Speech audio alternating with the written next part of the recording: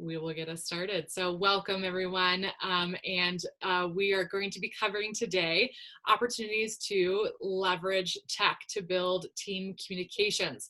So this is actually part 2 of a 5-part series where we are exploring what is virtual leadership. And we are covering the 5 core skills that we think make great remote leaders. And who are we? Well, we are the Remote Leader Project. We have been working with dispersed teams and working remotely for years now, and we provide online courses and group coaching to be able to provide leaders with the skills that they need to lead thriving teams no matter the distance. And I am Allison St. John. We also have with us today Christina Rowe. We are the co-founders of the Remote Leader Project, and we are both experts within organizational leadership and leadership development. And then we also have background within the training development field within, which means that we know how people learn. And so we want to make sure that when we do teach individuals these types of skills, that we're doing it with meaningful content that sticks and creates behavior changes. And so what does that mean for us today? You can expect micro learning. We promised a 30-minute session, and that is what we are going to hold to.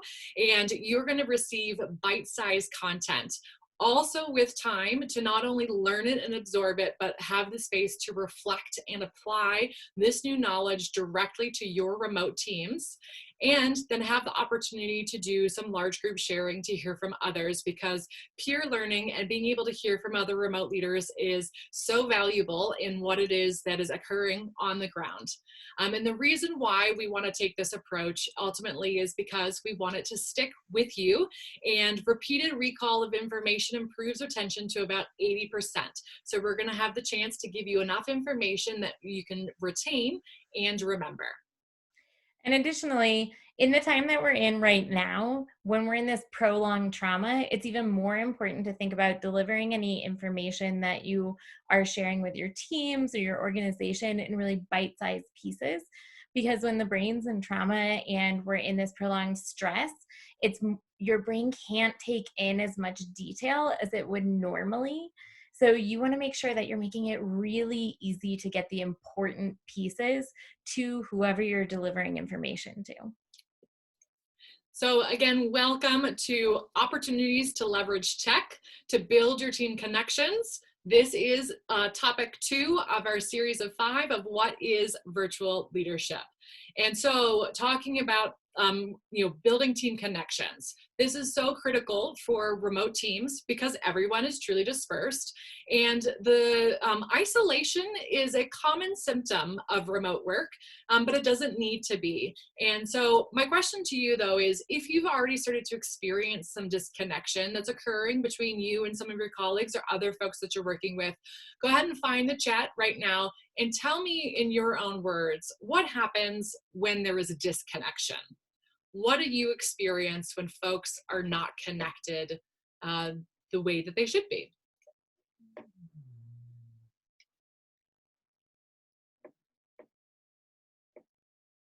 Go ahead and take just a second here.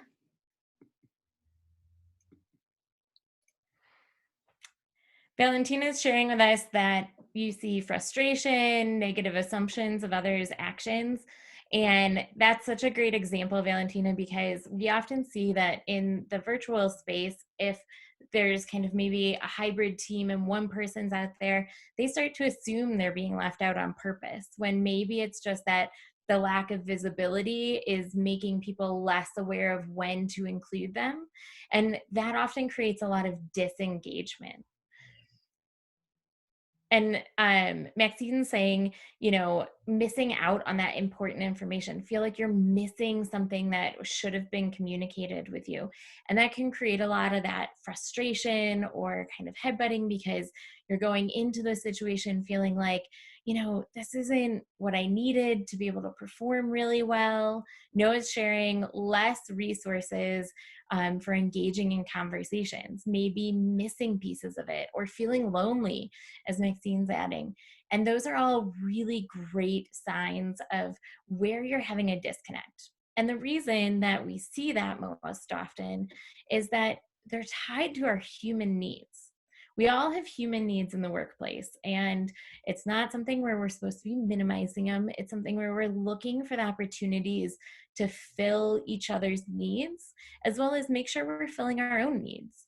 And what we hear when we're saying the lonely, right?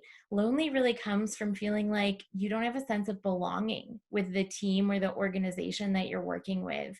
That lack of resources for how to engage in conversation with somebody can come from not maybe having the mastery, not having that ability to feel like you've really been able to dive deep into the information the way other people have, because maybe it's not available online and it was only communicated verbally to the people who are in office.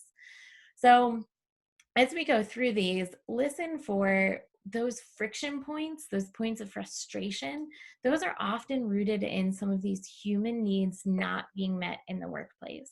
We first have, actually, could you go back one slide? Yes. Thanks. Recognition, which is really being seen and heard.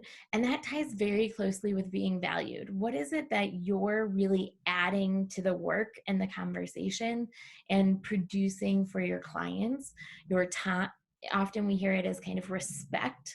Often they didn't respect the time I put into this. They didn't respect my background when it's coming from a place of frustration. Then safety. Safety is going to be a pretty hard hit one at the moment because it shows up as physical and psychological safety. And right now, often for a lot of people, it's also job security. And then belonging, that sense of community is going to feel really important to people right now.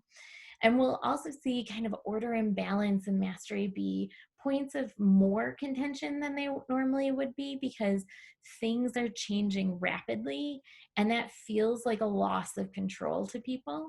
So the more that you as a team member, as a people leader, can really reach in and be helping to define that reality and define those needs and communicate and learn what people need on your team, the more you can take proactive steps to create less disconnection. And in today, we're going to be talking about the three most important ones, which is the most important human needs, especially in the workplace, is to be seen, heard, and valued, as well as safe.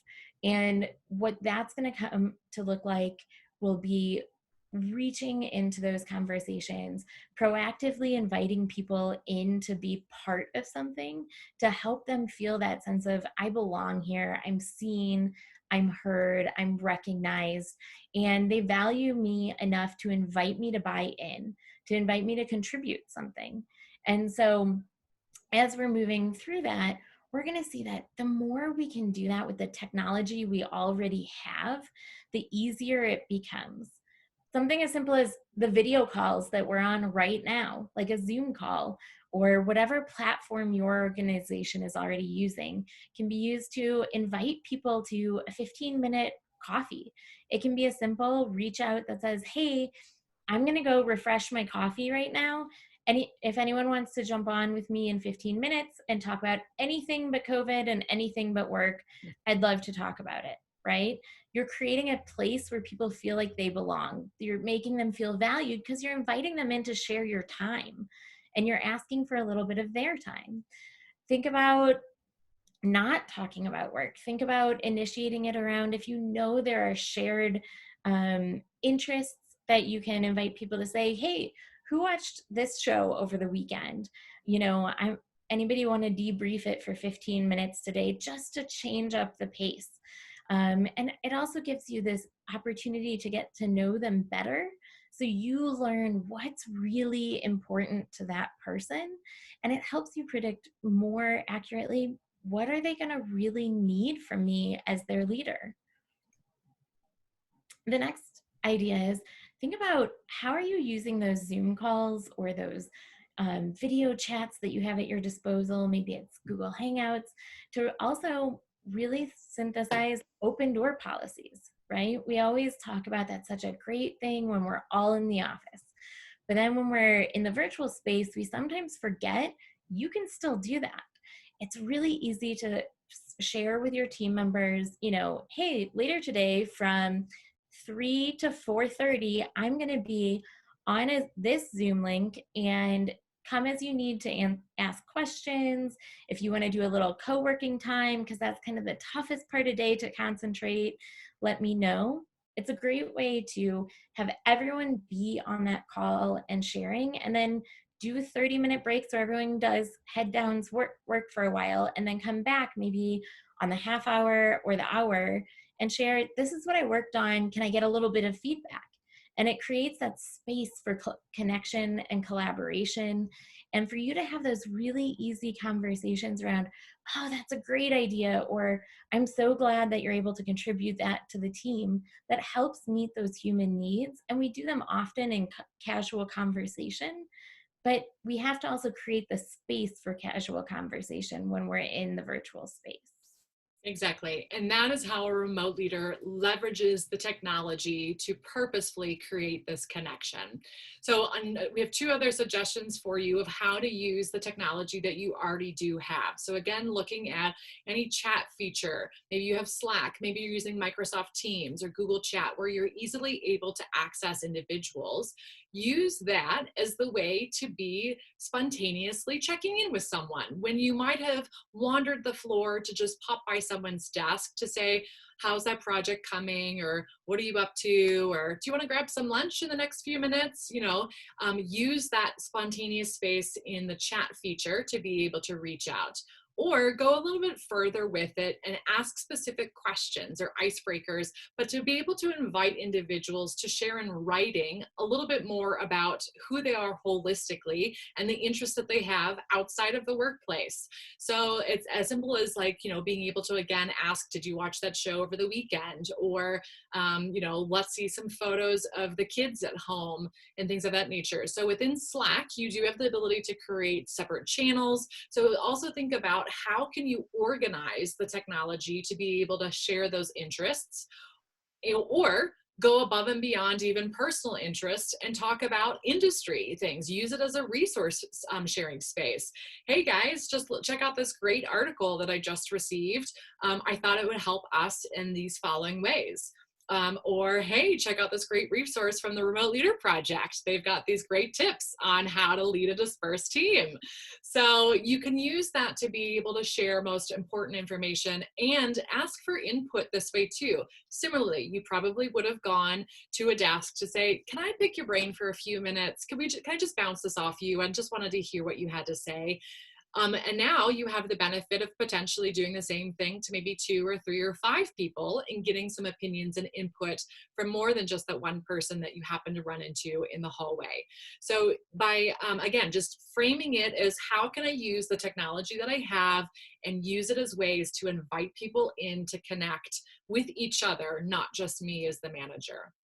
And our last tip for you today is the good old telephone that we probably aren't using because we've got our cell phones at home, but use it to talk and walk. We're all now sitting in front of our computers and a laptop, either if we have a home office, if not, it's a dining room table chair somewhere. And rather than being on Zoom and video calls all of the time, ask if you'd like to be able to do a walking meeting on the telephone and go outside. That just being off screen can allow for that movement. I'm a big fan of walking meetings because I feel like I'm more creative, especially if I'm trying to brainstorm with someone, to bounce off those ideas together. And if for some reason your weather, is bad, or you don't feel comfortable going outside, use a treadmill if you've got one, or maybe even just pace around the house or up and down the stairs. But this is, again, as a remote leader, we're creatively leveraging the technology that we have to create connection and to be holistic in who we are, especially when we're working remotely. So as a reminder, when Christina had mentioned this too, being able to invite people into this connection is really going to be the greatest way for you to be able to open the door to this and keep it simple. Again, it can be simple as, I'm going to go refresh my coffee. Do you want to take 15 minutes to catch up with coffee with me? You can ask it over chat and then literally sit down with your coffee and talk about something other than COVID. Also, I'll have my Zoom open from 1 to 3 today for co-working. If anyone would like to join, here's my link. Come and pop in. That's that open door policy? And would you like to do a 20-minute walking check-in? It's as simple as that. If you simply ask, people like the sense of being invited. Now, I do want to just put out one caveat. As managers and people leaders, you have the space to be able to create this invitation, which is incredible. But allow the folks that you're asking to also say no. Give them permission to potentially reschedule or to find another time. So if it's not appropriate for them, or if they're in the middle of some deep work, or they're in the middle of a meeting, maybe that's why they're not responding, go ahead and allow the space to set the expectation that when invited to be able to go into these impromptu check-ins and meetings and connections, that you can also reschedule if you need to, if it's not appropriate at that time. Right. So, yeah. Oh, so we're going to move into our group conversation piece, and we're going to move you guys into breakout rooms in just a moment. You'll get a little prompt that'll pop up to accept, which is your breakout room that you'll go into. And here's what we want you to discuss and kind of reflect upon, which is think of one team member that you would like to build a better connection with. Maybe they're new to the team. Maybe you guys don't overlap on a ton of projects, or maybe they just feel like the person who's a little bit less of a known factor on your team. And think about what can you do to connect with that team member to make them feel seen, heard, and valued. Think about the projects they are working on or the things that they're contributing. Can you start a conversation with them around that? Or start about what you appreciate about them that maybe doesn't come up very often. And what tech do you have at your disposal that you could use in a new way this week? Can you use that in a way to connect? Is it in one of those quick conversations? Is it inviting them to co-work with you so that you have a chance to have more shared experiences and conversation?